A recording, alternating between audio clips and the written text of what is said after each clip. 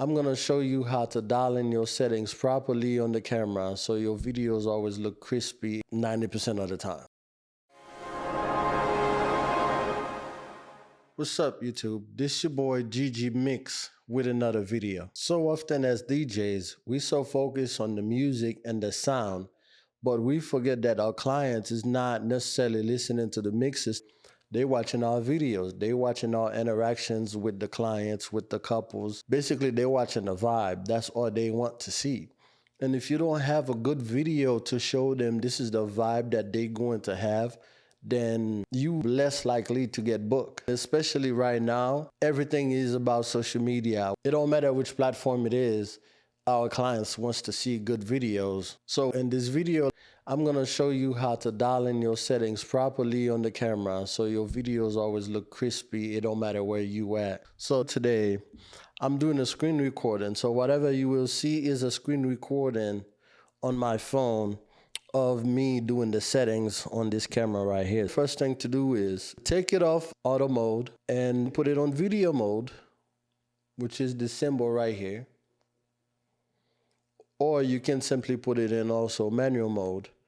That will allow you to also do photos and videos and all of that if you're into photos. But today, we're gonna be talking about the video settings only. So we're gonna put our camera settings into the video mode. And once you put your camera in video mode, you're not done yet because there's even more settings on the inside of the camera that you need to dial in to make sure you're good. So there are three main things that you need to focus on.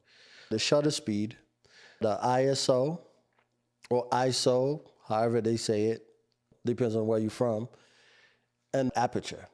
I will briefly break it down to you what does each one of them do and how it affects your video. So let's get to the first one, the shutter speed. Usually if you are recording at 24 frames a second, your shutter speed, which is the 50 right here, your shutter speed should only be double your frames that you're recording. So 24 frames, normally you would have 48 for the shutter speed. On the cameras, there is no 48. There's either 40, 50, and up. So we're just gonna keep our shutter speed at 50. I'm keeping it very simple. If you need more details, let me know. I can do a better video when it comes to that. The second thing is the aperture, where it says F. On your camera, it's gonna give you a different number. I know this could sound like gibberish to you, but trust me, at the end, it will make sense. So I put the aperture down. It's still the aperture. It has an f-stop number in front of it. You see how bright everything is. Now, when you put this number up, you see how it's getting darker and darker. It's the same as moving this dial right here. It don't have to be at f1.8. It don't have to be at f2.8. It just has to make sense. Like for me, I have a big old light in here. I know you can't see it. So for me, it's bright. Now the ISO. You go to the ISO right here. I'm changing the ISO only. Everything is getting bright.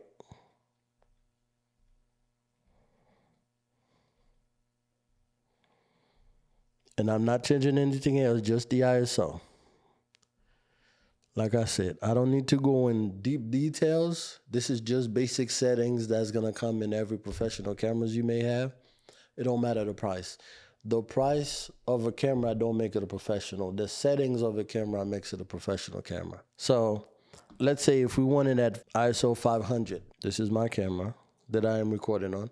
We have a good clean video right now. Let's say we was at an event and then this is all party people right here. This is how we look like.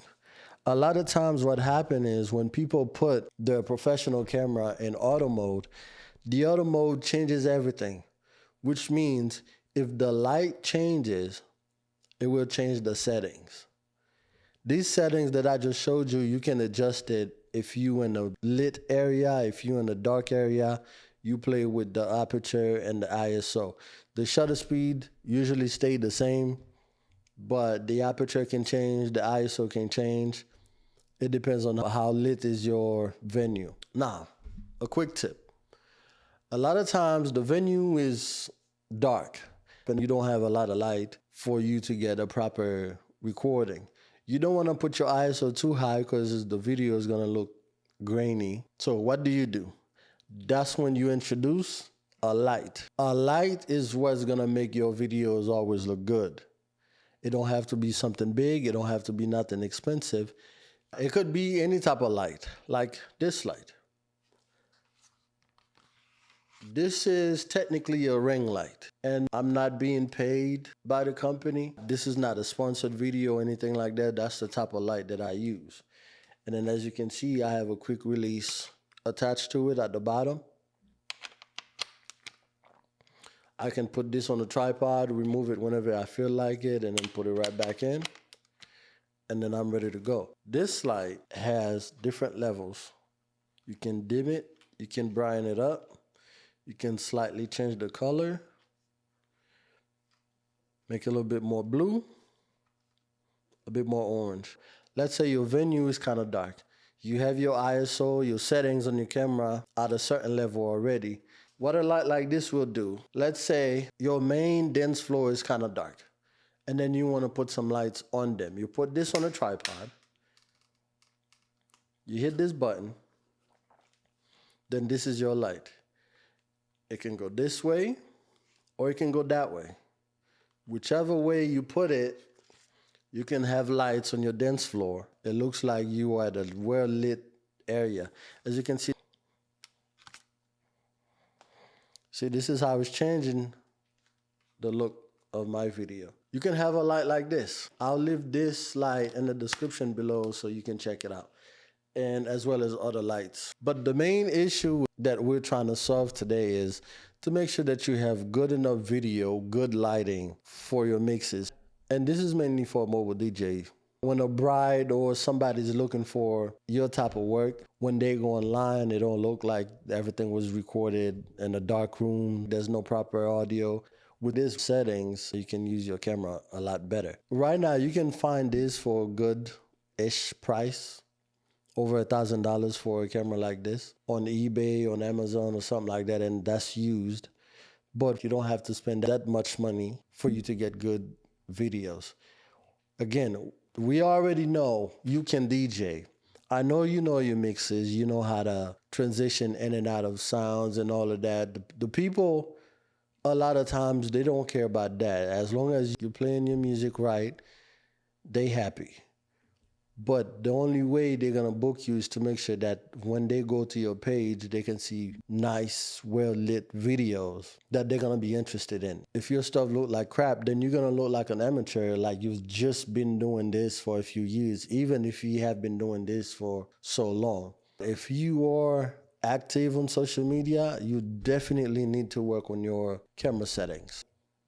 If you have any comment, I'm more than happy to answer all of that on the comment section down below. I can do another video to go in details to really break down each one of these settings. So when you pull up, you completely got this. If you pull up in a bright room, you got this. If you pull up in a dark room, you also got this. You're not gonna panic. So if you made it this far, I appreciate you. And I thank you for watching this video. I know it's long and it's probably a whole bunch of nonsense. But thanks again for making it this far. I appreciate you. And until next time. Peace.